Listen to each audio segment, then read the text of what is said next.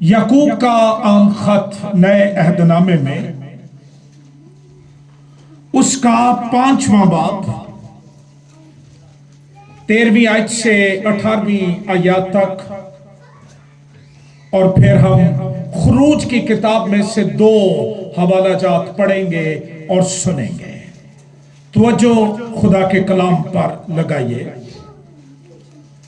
मुकद्दस याकूब का आम खत 5वां बाब 13वीं आयत।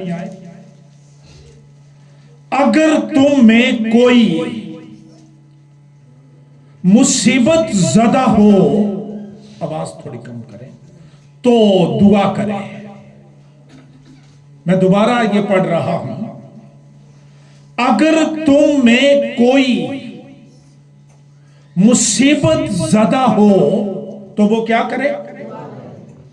अगर खुश हो तो हम्द के गीत गाए।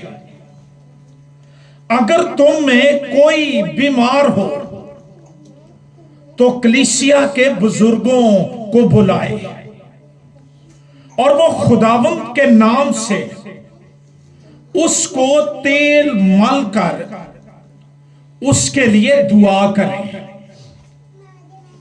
जो दुआ ईमान के साथ होगी उसके बायस बीमार बच जाएगा और खुदावंद उसे उठा खड़ा करेगा। और अगर उसने गुनाह किए हो तो उनकी भी मुआफी हो जाएगी। बस तुम आपस में एक दूसरे से अपने अपने गुनाहों का इकरार करो और एक दूसरे के लिए दुआ करो ताकि शिफा पाओ। रास्तबाज की दुआ के असर से बहुत कुछ हो सकता है। एलिया हमारा हम तबीयत इंसान था, उसने बड़े जोश से दुआ की कि मैं ना बरसे। चुनांचे 3.5 बरस तक जमीन पर मैं ना बरसा। फिर उसने दुआ की तो आसमान से पानी बरसा और जमीन में पैदावार हुई। खुरूज की किताब पुराने अहदनामे की दूसरी किताब है ये। उसका 2 बाब 23वीं आयत से 25वीं आयत तक और फिर 3 बाब की 7वीं आयत से कलाम पढ़ेंगे। खुरूज की किताब 2 बाब 23वीं आयत। और एक मुद्दत के बाद यूं हुआ कि मिस्र का बादशाह मर गया और बनी इस्राएल अपनी गुलामी के सबब से आह भरने लगे और रोए, और उनका रोना जो उनकी गुलामी के बायस था खुदा तक पहुंचा और खुदा ने उनका कराहना सुना और खुदा ने अपने अहद को, यार ये एको कम करें, जो अब्राहम और इसहाक और याकूब के साथ था याद किया और खुदा ने बनी इस्राएल पर नजर की और उनके हाल को मालूम किया। 3 बाब 7वीं आयत। अब यहां यहोवा हम कलाम है और खुदावंद ने कहा, मैंने अपने लोगों की तकलीफ जो मिस्र में हैं खूब देखी और उनकी फरियाद जो बेगार लेने वालों के सबब से है सुनी, और मैं उनके दुखों को जानता हूं और मैं उतरा हूं कि उनको मिस्रियों के हाथ से छुड़ाऊं और उस मुल्क से निकालकर उनको एक अच्छे और वसी मुल्क में जहां दूध और शहद बहता है, यानी किनानियों और हित्तियों और अमूरियों और फरजइयों और हवियों और यबूसियों के मुल्क में पहुंचाऊं। देख, बनी इस्राएल की फरियाद मुझ तक पहुंची है اور میں نے وہ ظلم بھی جو مصری ان پر کرتے ہیں دیکھا ہے. سو اب آ، میں تجھے فرعون کے پاس بھیجتا ہوں کہ تو میری قوم بنی اسرائیل کو مصر سے نکال لائے. خداوند کے زندگی بخش کلام کے پڑھے اور سنے جانے پر خداوند کی برکت ہو، آمین. خروج کی کتاب یہوہ خدا کی پروردگاری، غیر مشروط، لازوال، نہ ختم ہونے والی محبت، بے بیان فضل اور ابدی شفقت کی داستان ہے. خروج کی کتاب بنی اسرائیل غلاموں کی ایک بے ہنگم بھیڑ کے بطور قوم پیدائش کی کتاب ہے. خدا نے اپنے برگزیدہ بندہ، اپنے دوست مقدس ابراہم کے ساتھ یہ وعدہ کیا، عہد کیا کہ میں تجھے ایک بڑی قوم بناؤں گا. جب ہم پیدائش کی کتاب 12واں باب اس کی پہلی 2 آیات کا مطالعہ کرتے ہیں تو وہاں پر لکھا ہے، اور خدا نے ابرام سے کہا، تو اپنے وطن اور اپنے ناطے داروں کے بیچ سے اور اپنے باپ کے گھر سے نکل کر اس ملک میں جا.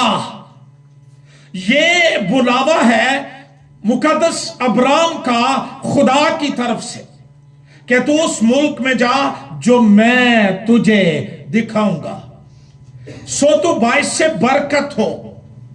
اور پھر خدا نے اس کے ساتھ وعدہ کیا کہ میں تجھے ایک بڑی قوم بناؤں گا. پیدائش کی کتاب 17 باب اس کی پہلی 2 آیات کے اندر لکھا ہے، جب ابرام 99 برس کا ہوا تب خداوند ابرام کو نظر آیا اور اس سے کہا، میں خدا قادر ہوں، تو میرے حضور میں چل اور کامل ہو، اور میں اپنے اور تیرے درمیان عہد باندھوں گا اور تجھے بہت بڑھاؤں گا. یہ وعدہ اس وقت خدا نے کیا جب ابھی اسحاق پیدا نہ ہوا تھا. خروج کی کتاب کا پیغام یہ ہے کہ تاریخ کا کنٹرول خدا کے ہاتھ میں ہے. دنیا کے ہر طرح کے حالات میں، ہر طرح کے واقعات میں، بدلتے موسموں اور انسانوں کے بدلتے رویوں کے اندر یہوہ خدا ان چارج ہے، ان کنٹرول ہے، اور کنٹرول اس کے ہاتھ میں ہے. اور وہ ستائے ہوئے، مظلوم، مجبور، زیر بار لوگوں کو بچانے والے، مخلصی دینے والے کے طور پر جانا جاتا ہے. خروج کی کتاب بتاتی ہے کہ یہوہ ایک مقدس پاک خدا جس کی بھلائی اور انصاف پرجلال ہے، تعجب انگیز ہے اور خوبصورت ترین ہے. ہمارا خدا اپنے کلام کو پورا کرنے کے لیے بیدار رہتا ہے، اپنے کلام کو پورا کرنے کی قدرت رکھتا ہے. ایوب کی کتاب یہ گواہی دیتی ہے، میں جانتا ہوں تو سب کچھ جانتا ہے اور تیرا کوئی ارادہ رک نہیں سکتا.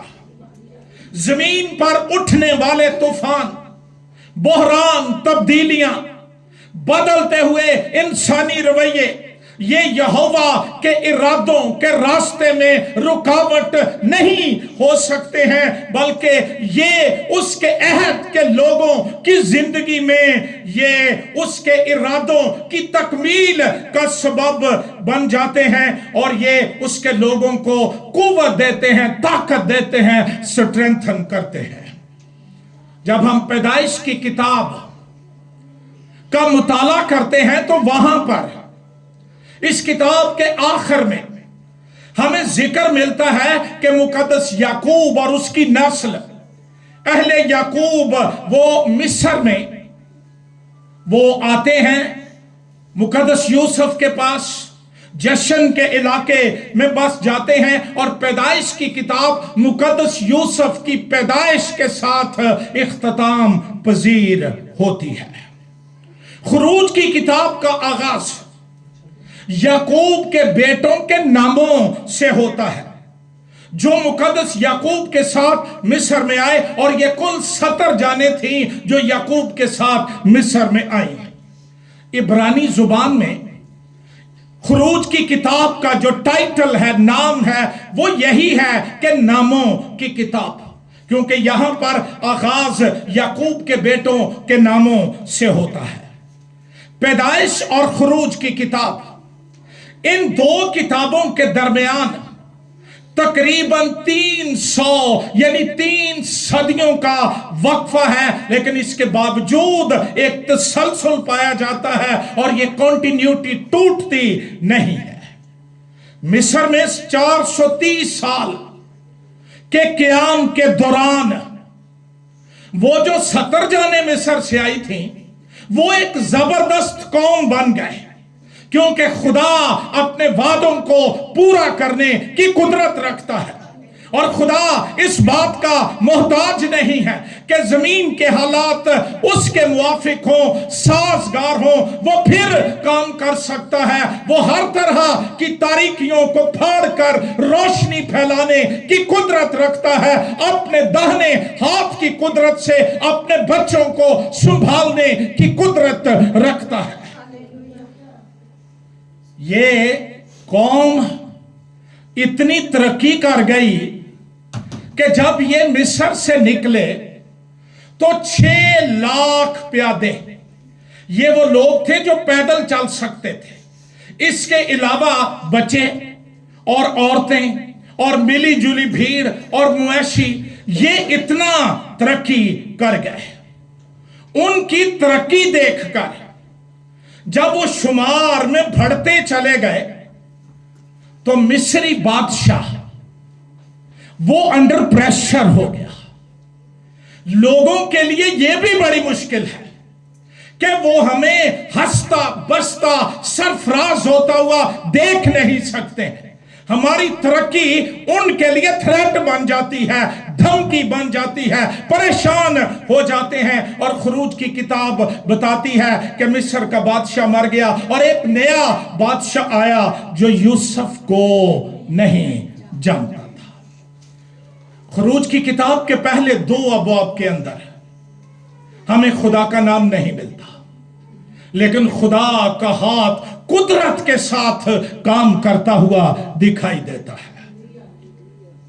खुरूज की किताब उसका पहला बाब 8वीं आयत से लिखा है, तब मिस्र में एक नया बादशाह हुआ जो यूसुफ को नहीं जानता था, और उसने अपनी कौम के लोगों से कहा, सुनिए गौर से, देखो इस्राएली हमसे ज्यादा कवि हो गए हैं, सो आओ हम इनके साथ हिकमत से पेश आए, ताना हो कि जब वो और ज्यादा हो जाएं और उस वक्त जंग छिड़ जाए तो वो हमारे दुश्मनों से मिलकर हमसे लड़ें और मुल्क से निकल जाए। इनकी तरक्की मिस्रियों को हजम नहीं हुई और उन्होंने कहा, आओ हिकमत से पेश आए। याद रहे, कौमें पैदा नहीं होती, बच्चे पैदा होते हैं। खुदा की शफकत, मेहरबानी, बेपनाह रहम, बेकरां तरस जो है वो अफराद से कौमें बना देता है। खुदा की मेहरबानी ने मिस्र के गुलामों की एक बेहंगम भीड़ को दुनिया की ताकतवर तरीन कौम बना दिया, यहां तक कि मिस्री उनसे डरने लगे, उनकी गवर्नमेंट हिल गई, उनके जो इवाम थे शाही, उनके अंदर जलजला आ गया कि ये इतने बढ़ गए हैं, कवि हो गए हैं, जोरावर हो गए हैं, आओ इनके साथ हिकमत से। और इनकी हिकमत क्या गंदी तरीन थी, आओ इस पर भी गौर करते हैं। इस किताब में, खुरूज की किताब में, सारी बाइबल मेरी पसंदीदा तरीन किताब है। لیکن خروج کی کتاب میری دی موسٹ فیورٹ کتاب ہے.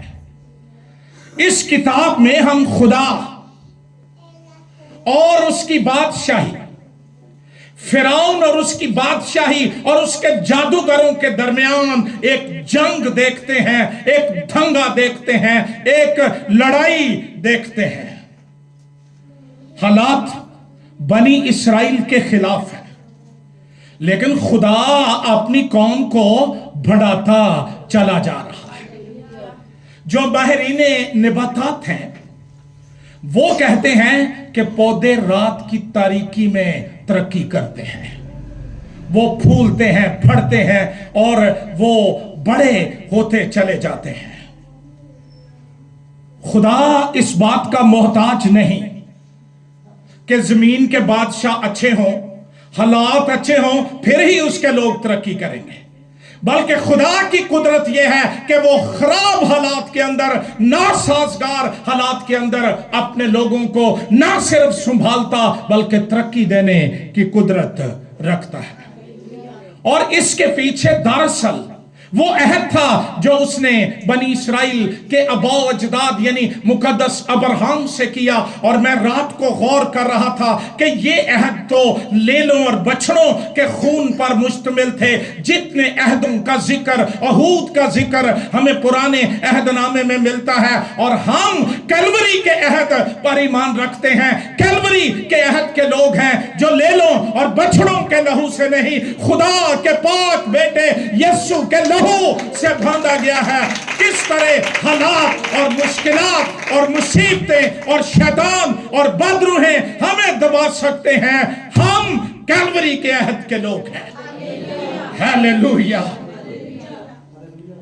خدا مصریوں کو چھوٹ دے رہا تھا تاکہ جو وہ کر سکتے ہیں وہ کریں.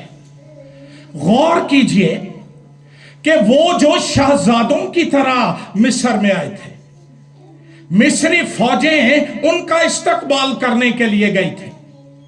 فرعون کے تخت کے سامنے یعقوب کو پیش کیا گیا، فیور دی گئی، جشن کا علاقہ دیا گیا.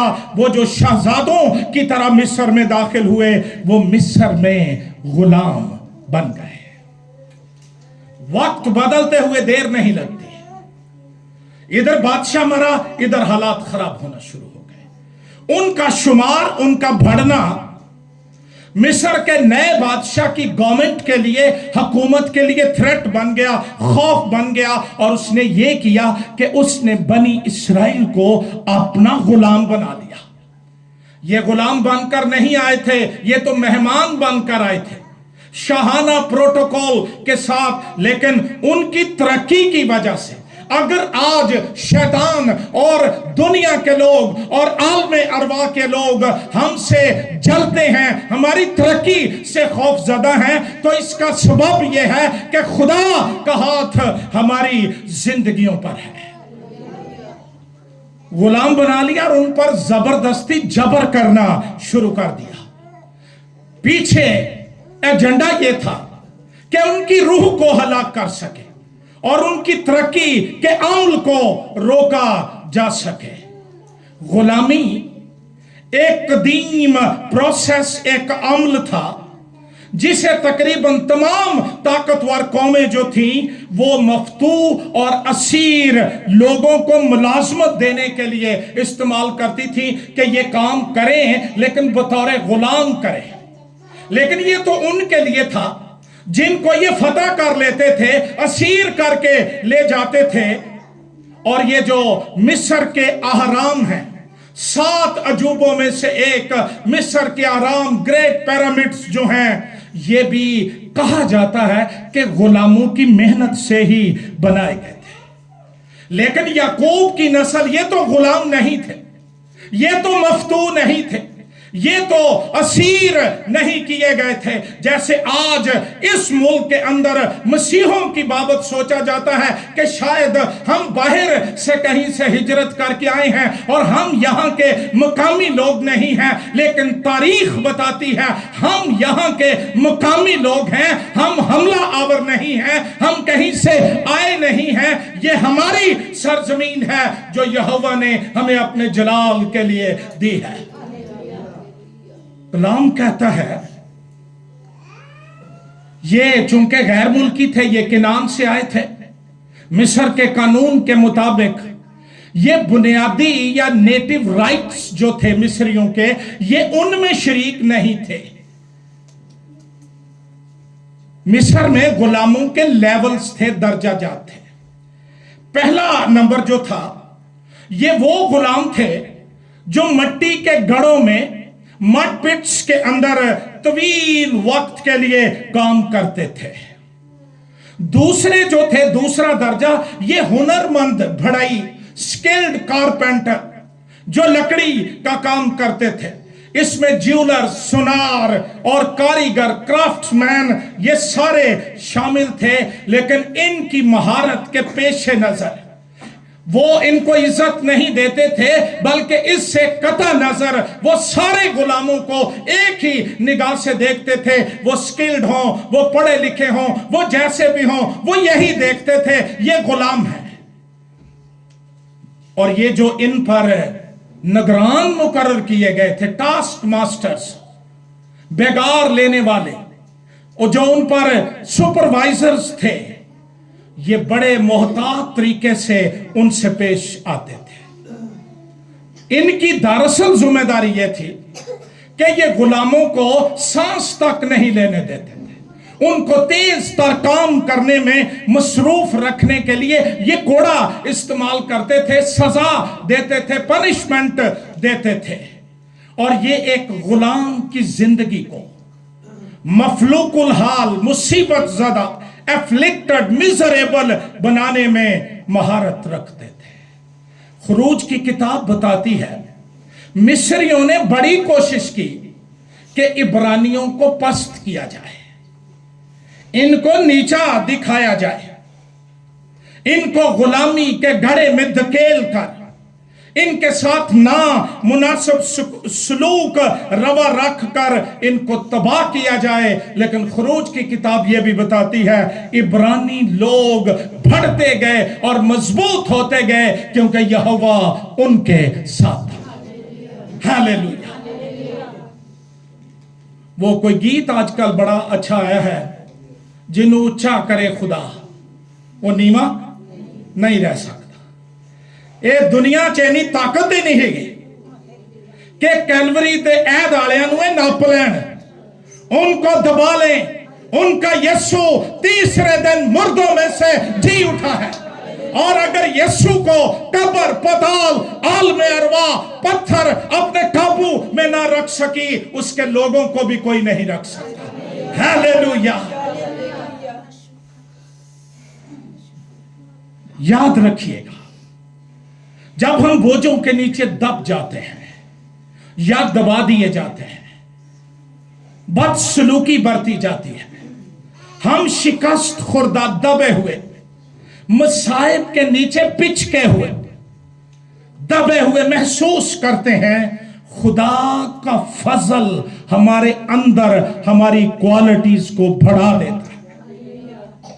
اگر حالات کے سبب سے، اگر پریشرز کے سبب سے، اگر طوفانوں اور بحرانوں کے سبب سے میں دبتا چلا جا رہا ہوں، میری صورت بگڑتی جا رہی ہے، اس کا مطلب ہے خدا کا ہاتھ میری زندگی پر نہیں ہے۔ صادق 7 بار گرتا ہے، اٹھ جاتا ہے، شریر ایکو واری ڈگدا ہے تے ٹھوس ہو جاتا ہے۔ خدا کا ہاتھ ایماندار تیری زندگی میں، خدا کے منصوبے تیری زندگی میں، خدا کے پلانز تیری زندگی میں، عہد کا لہو اگر تجھ پر لگا ہوا ہے، دنیا کی کوئی طاقت تجھے دبا نہیں سکتی۔ ہاللیلویا۔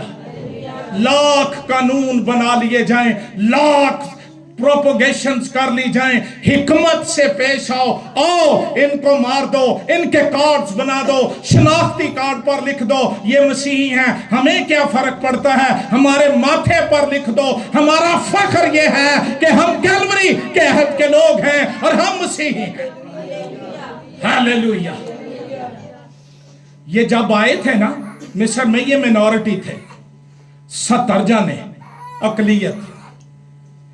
अकलियत को गुलाम बना दिया गया, ये फिर भी शहजादे बन गए। जब ये मिस्र से निकले थे तब इनकी शौकत देखिए। कलाम कहता है पहाड़ियां उछलने लगी, पहाड़ मेंढों की तरह उछलने लगे, बहरे कुंजम 2 टुकड़े हो गया इस्तकबाल के लिए कि अब्राहम के अहद के लोग आ रहे हैं, और आज यीशु के अहद के लोग, उनके लिए क्या नहीं हो सकता है। हालेलुया। हमारे बोझ, हमारे दुख, हमारी मुश्किलात हमें मजीद मजबूत कर देती हैं, हमें मुस्तकबिल के लिए तैयार कर देते हैं।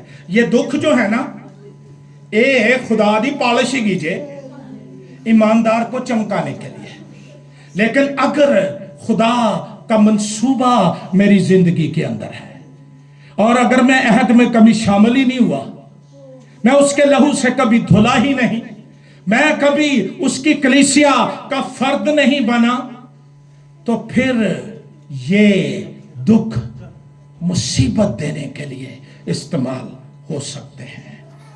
मुश्किलात के बगैर, दबाव के बगैर हमें कभी पता नहीं चल सकता कि हमारा खुदा कितना ताकतवर है, और हम कभी फतह से बढ़कर गलबे की बात नहीं कर सकते हैं। सिर्फ इतना कीजिए, मुश्किल औकात में, हार्ड टाइम्स के अंदर खुदा के साथ वफादार रहिए। यह बड़ा आजमाइश का वक्त होता है कि खुदा ते करदा कुछ नहीं, आओ हम कुछ और कर लें। वफादार रहिए, हत्ता के बदतरीन सूरत हाल हमें बेहतरीन लोग बना सकती है। कलाम फरमाता है कि जो दुख, जो मुसीबतें, जो मुसाइब बनी इसराइल पर ढाए गए, उनमें से सबसे पहली बात गुलाम बना दिए गए, पहचान बदल गई। इस्राएल, इसका मतलब है खुदा का शहजादा। खुदा ने इजाजत दी कि उसके शहजादे गुलाम बन जाए। फिर उन पर जो दूसरा जुल्म था वो थी फोर्स्ड लेबर, तशद्दुद करके काम। हमारे मुल्क में रिसेंटली नए साल के करीब एक बंदा कत्ल कर दिया गया। जिम्मेदारों ने, वडेरों ने कहा काम करो, उसने कहा आज नहीं करना, उन्होंने फायर मार दिया। Forced labour.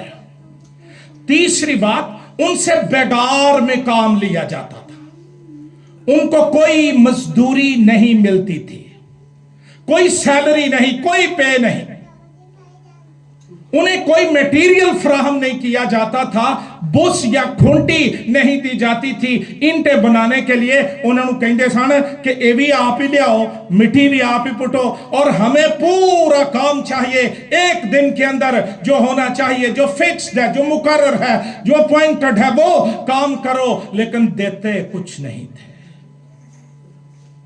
कोई मटेरियल नहीं, कोई सैलरी नहीं, कोई तनख्वाह नहीं, कुछ नहीं देते थे। तासुब की बदतरीन सूरत हाल। मजदूरी देने की बजाय उनको मारा जाता और जुल्म किया जाता। पांचवी बात, नस्ल कुशी। दाइयों को बुलाकर कहा गया कि ये औरतें बेटा जन्म तो सकती हैं लेकिन उसको जिंदा नहीं रख सकते। इन्हां दे वस नहीं सी, नहीं ते पैदा ही ना होने देते। मजमूम, गंदे, नापाक इरादे। यहोवा तख्त पर बैठा हंसता होगा, की कर दे फिर दे, इनका मखलूसी देने वाला जिंदा है। हालेलुया। और वो तख्त पर बैठा है और उसके तख्त को जुम्बिश नहीं। हालेलुया।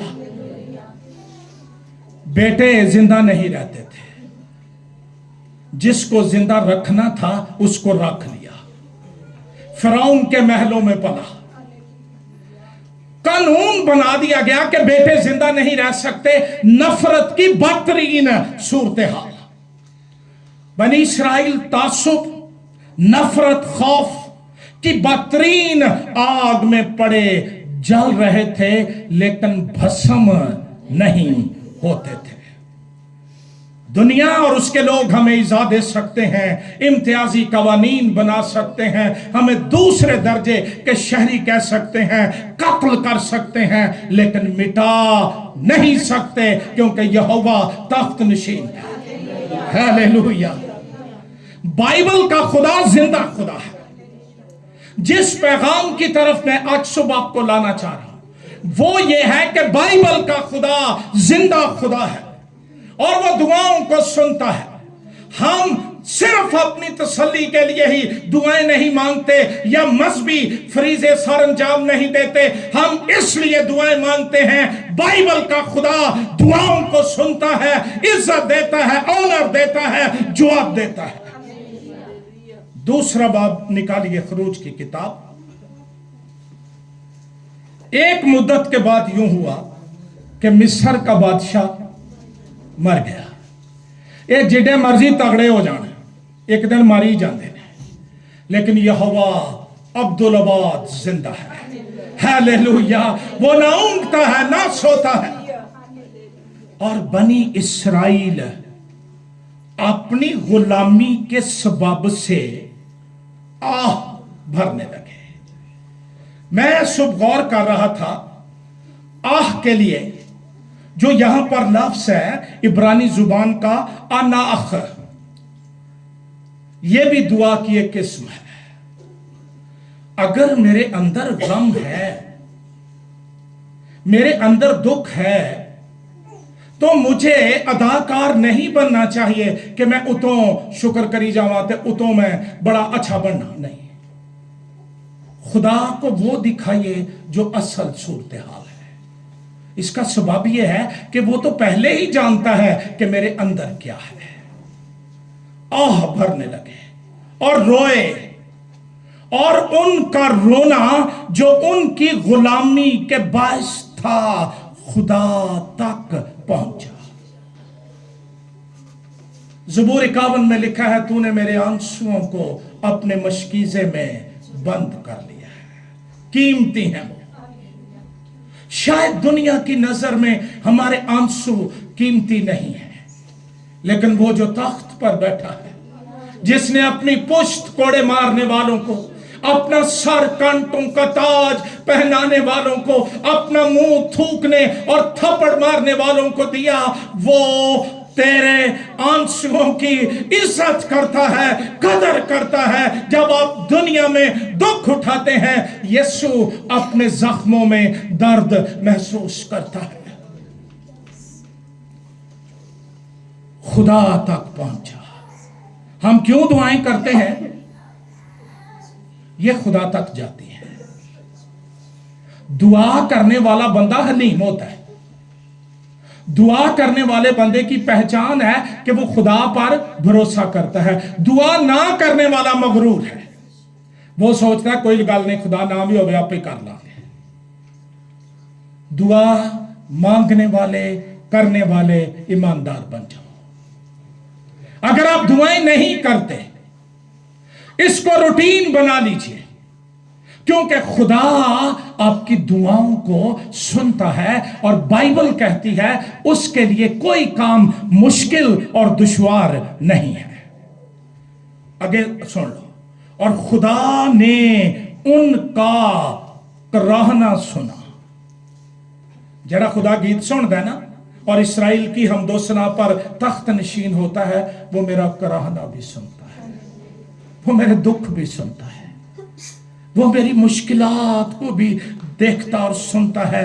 खुदा ने अपने अहद को जो अब्राहम और इसहाक और याकूब के साथ था याद किया। दुआ के अंदर ये ताकत है कि ये खुदा के तख्त के सामने हमें ले जाती है। हालेलुया। वो हमें याद करता है। और खुदा ने बनी इसराइल पर नजर की और उनके हाल को मालूम। हुण खांदे हो मारा, मुसीबतां च पाए, लभदा कख नहीं, तो उथे ज़बूर 136 गाई जांदा, सेंस यूज कीजिए, मैं अक्ल से भी गाऊंगा और मैं रूह से भी गाऊंगा। जब दुख है, मुसीबत है, तो बजाय कि हम आदमियों के सामने रोएं, आओ यहोवा के तख्त के सामने चले, जहां से जरूरत के वक्त हमें मदद मिलती है, जो हमारी अबदी पनागा है। दुआ वो रास्ता है जो हमें कुव्वत देता है। हमारी रसाई खुदा के तख्त तक हो जाती है। और याद रखिए, खुदा छोड़ता नहीं, दस्तबरदार नहीं होता, अपने बेटे के लहू के अहद के लोगों को भूलता नहीं है। उसने हमारी सूरतें अपनी हथेलियों पर खोद रखी हैं।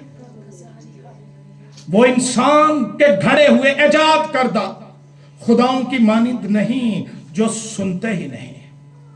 लेकिन हमारा अलमिया यह है, हम अल्ट्रा मॉडर्न हो गए हैं। हम अपनी मुश्किलात, प्रेशर्स ये दुआ के मसबा पर नहीं लेके जाते।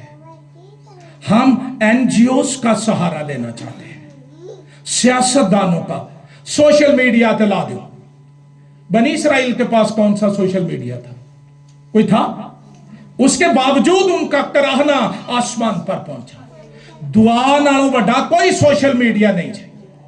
जितना मर्जी ताकतवर आपका नेट कनेक्शन हो, वो डिस्कनेक्ट हो जाता है। यीशु के लहू से धुला हुआ ईमानदार कभी डिस्कनेक्ट नहीं होता।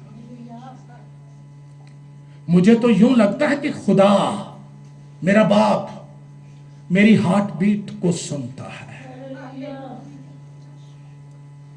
चूंकि हम आदमियों के सामने रोते हैं, रोते ही रहते हैं। वो ऐसा खुदा नहीं जो दुआ ना सुनता। हमारे रवैयों से कभी कभी लगता है, कहो ना दुख कोई मुश्किलात, दुआ करो, भाई सब कीतियां ते है ने बथेरियां। खुदा का एक वक्त है। बनी इसराइल 430 साल मिस्र में रहे। जो वक्त खुदा ने दिया था उसको छोटा नहीं किया, इसमें उन्हें बढ़ाता रहा। अगर 70 अफराद मिस्र से निकलते आजाद होकर, तो इन्होंने नाल वालियां कौमां ने फिर फू छड़ना सी। इतना बड़ा हजूम जिधर से गुजरते थे दहशत छा जाती थी। मैं आज सुबह आपको यह कहना चाहता हूं, खुदा आपकी जिंदगी पर काम कर रहा है। बज़ाहिर लगता है खुदा नहीं सुन रहा, लेकिन वो सुन भी रहा है और काम भी कर रहा है। ज़बूर 94 में उसकी 9वीं आयत में लिखा है, जिसने कान दिया वो खुद नहीं सुनता, जिसने आंख बनाई क्या वो खुद नहीं देखता, बल्कि बाइबल कहती है वो हमेशा सुनता है। यीशु लाजर की कब्र पर खड़ा हुआ दुआ कर रहा था, ऐ बाप मैं तेरा शुक्र करता हूं कि तूने मेरी और तू हमेशा मेरी।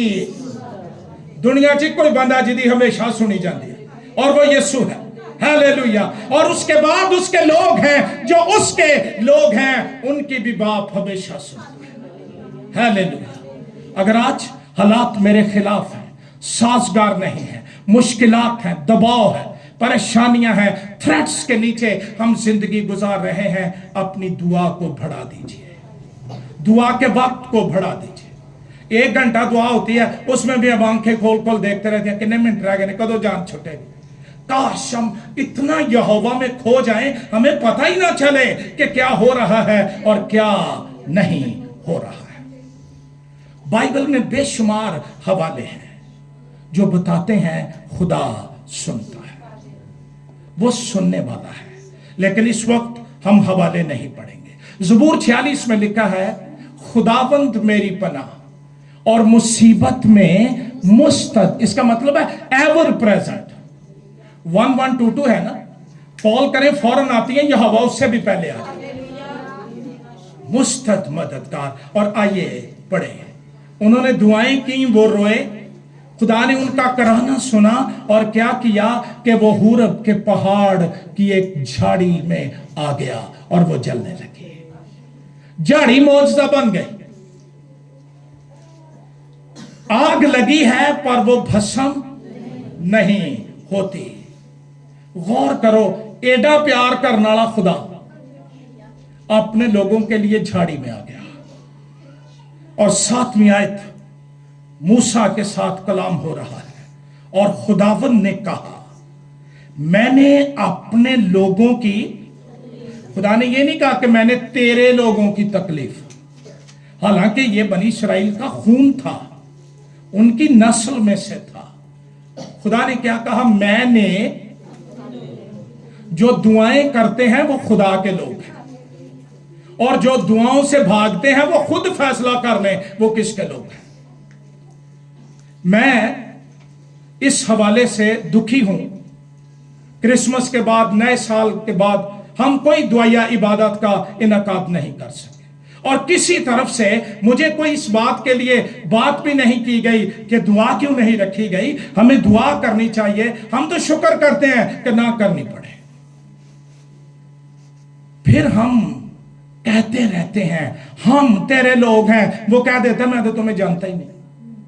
लेकिन जो दुआएं करते हैं उनके लिए वो जलती झाड़ी में कह रहा है, मैंने अपने लोगों की तकलीफ। बड़ी रुकावटें दुआ के रास्ते में आती हैं, लेकिन मैं आपसे दरखास्त करता हूं, इनको दूर कर दीजिए, मजहबों की तरफ वापस आ जाइए, अपनी बरकत को ना रोकिए, खुदावंद की कुदरत को अपनी जिंदगी में काम करने दीजिए। मैंने अपने लोगों की तकलीफ जो मिस्र में है खूब देखी, सिर्फ देखी नहीं, खूब देखी, और उनकी फरियाद जो बेगार लेने वालों के सबब से है सुनी। मुझे यूं लगता है यहीं कहीं लिखा नहीं, जब जमीन पर बनी इस्राइल को वो बेगार लेने वाले कोड़े मारते थे, उनकी आवाज खुदा के दिल के अंदर सुनाई देती थी। आपकी दुआ इलाही ताकत को जुम्बिश दे देती है। और मैं उनके दुखों को, हम इसी कॉम्प्लेक्स में मर रहे हैं, कहनू की पता मेरा की भी भाई साहब थानू पता लगे ना किते तो फिर थानू लग समझ जाए। फिर असा को घड़ियां ने ए जिस तन लगे वो ही जाने, अगर वो ना जानता तो वो जलती झाड़ी में ना आता, अगर वो ना जानता वो बैतलहम की चरनी में इंसान बनकर ना आता, अगर वो ना जानता होता तो रोमी कले के अंदर रोमी जलाद कोड़े से उसके बदन को ना खुदेड़ता, लेकिन वो जानता है। आज सब खुशी मनाइए, आपका खुदा आपकी तकलीफों को खूब देखता है। कैसे देखता है? और आपकी फरियाद जो है वो किसी भी सबब से है वो सुनता है, और वो आपके दुखों को ते अगला काम। और मैं उतरा हूं, सोचो जब यहोवा उतर आए कि उनको मिस्रियों के हाथ से छुड़ाओ, खुदा दुआओं के जवाब देता है। खुरूज की किताब के 3 बाब की 7वीं आयत में तकलीफ के लिए जो लफ्ज है इब्रानी जुबान का ओनी, इसका मतलब है अफ्लिक्शन, मुसीबत, और फिर इसका मतलब है पॉवर्टी, गुर्बत। मुसीबत अपनी जगह, लेकिन जब रोटी भी ना मिले, ये मजदूरी तो देते नहीं थे, उनको कोई सैलरी तो देते नहीं थे, गुर्बत भी इंतहा किस्म की, मुफलसी, तंग दस्ती। हम हजारों रुपए जेब में रख के, मैं गरीब, मैं मर गया। कभी बनी इस्राइल की हालत पर निगाह करो, कुछ नहीं था, खुदा ने भूख से मरने नहीं दिया, कौम बना दिया। Trust upon your God. जब हमें खुदा के कामों की समझ ना आए कि क्या हो रहा है, उसके दिल पर भरोसा कीजिए, वो आपसे मोहब्बत करता है। हालेलुया। फिर इसका मतलब है खारी, तबाही, शामत, हालतेजार, आफत, बिपता। मैंने अपने लोगों की तकलीफ देखी है। خدا دیکھتا ہے، جانتا ہے، پھر بھی اس نے ہمیں یہ عزت بخشتی ہے، مانگو تو تم کو دیا جائے گا، ڈھونڈو تو کھٹکھٹاؤ تو تمہارے واسطے۔ اور اگر ہم دروازے کے آگے کھڑے رہیں اور کھٹکھٹائیں ہی نہ، مانگے ہی نہ، تو کیا مل جائے گا؟ ہاں ایک سٹیج ہے، وہ کہتا ہے تم کہنے بھی نہ پاؤ گے کہ میں تمہاری، لیکن یہ سٹیج روح میں خدا کے ساتھ ایک ہو جانے کے بعد ہے۔ میں نے اپنے لوگوں کی تکلیف جو مصر میں ہے دیکھی۔ یعقوب کہتا ہے اگر تم میں کوئی مصیبت زدہ ہو تو وہ کیا کرے؟ بولو، وہ کیا کرے؟ بس میں دعا ہی کر لو، دعا کرنے والے بن جاؤ۔ میری آپ کے لیے دعا یہ ہے، منت یہ ہے، آپ دعا کرنے والی کلیسیا بن جائیں۔ دعائیا میٹنگ کا اعلان ہو، اب وقت سے پہلے آ جائیں، ہم دعائیں کریں گے، ہم خداوند کے حضور میں ٹھہریں گے۔ اگر کوئی بیمار ہو تو وہ کیا کرے؟ کلیسیا کے بزرگوں کو بلائے، کیا کرے؟ وہ کیا کریں؟ یہ آخری مالش نہیں، کڈی ایتھو ہی ہے، لیکن اگوں کم پٹھا ہو گیا ہے۔ ایک دن کوئی مجھے کہہ رہا تھا کہ ہم بھی آخری مالش کر کے آئے ہیں، میں کیا کیڑے کلام چو کاروں دیو؟ وہاں لکھا ہے کلیسیا کے بزرگوں کو بلائے، جو دعا ایمان کے ساتھ ہوگی اس کے باعث بیمار ہیں، بزرگوں کو بلائیں، کلیسیا کو بلائیں، دعائیا عبادات رکھیں، دعائیں کریں، خدا بچانے کی قدرت رکھتا ہے۔ اور اگر خوش ہو تے چھات تے ڈیک رکھ لے تے تھلے تڑفتا پھرے، لکاج ہوئے۔ خوش ہو تو حمد کے گیت گائے، ہیلیلویا۔ لیکن آج صبح ہم بات کر رہے ہیں اگر کوئی مصیبت زدہ ہو تو وہ کیا کرے؟ دنیا میں کوئی شخص یہ نہیں کہہ سکتا کہ میں مصیبت میں نہیں ہوں۔ انسان جو عورت سے پیدا ہوتا تھوڑے دنوں کا اور دکھ سے بھرا ہے، اور ایوب کی کتاب کہتی ہے جیسے چنگاریاں اوپر کو اٹھتی ہیں ویسے انسان دکھ کے لیے پیدا ہوا ہے، لیکن تیرے میرے دکھوں کا علاج ایک دروازہ جو کبھی بند نہیں ہوتا، وہ دعا کا دروازہ ہے۔ ایویں ککھی پرانی ہاتھ ہمارا نہ ہونا، کدی ادھر کدی ادھر کدی ادھر۔ خدا کی مرضی نہ ہو ڈاکٹر شفا نہیں دے سکتے، میرا دعویٰ ہے، میڈیسن شفا نہیں دے سکتی۔